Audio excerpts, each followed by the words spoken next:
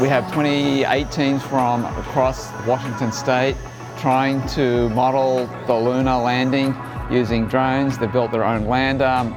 I always wanted to be an astronaut, and when I heard that our state is doing this, I really wanted to do it. So just like in mission control, when they have problems, they come up with solutions, but it's really fun doing it.